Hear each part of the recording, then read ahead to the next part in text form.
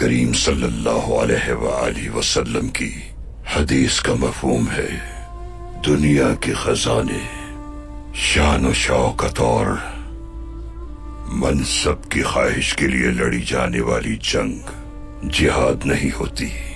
اصل جہاد تو اللہ اور دین کی سربلندی کے لیے جنگ کرنا ہے۔ خوش نصیب ہو کہ اللہ نے تمہیں اس کام کے لیے چنا ہے۔ ہمارے پیغمبر نے جنگ بدر میں مٹھی بھر صحابہ کے ساتھ مل کر جہاد کیا اور فتح یاب رہے۔ اس کے بعد غزوہ احد پیش آیا اور پھر غزوہ خندق، لیکن شہادت کا جذبہ کم نہ ہوا۔ غزوہ بدر سے واپسی پر ہمارے پیغمبر اکرم نے صحابہ سے فرمایا، ہم ایک چھوٹے معرکے میں فتح یاب ہوئے ہیں، بڑی جنگ ابھی باقی ہے۔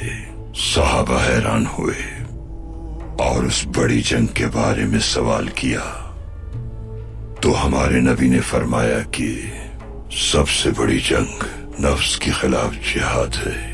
ارطغرل سردار، اصل فتح دلوں کو آباد رکھنا ہے، تکبر، غرور اور لالچ سے پاک ہو جانا ہے۔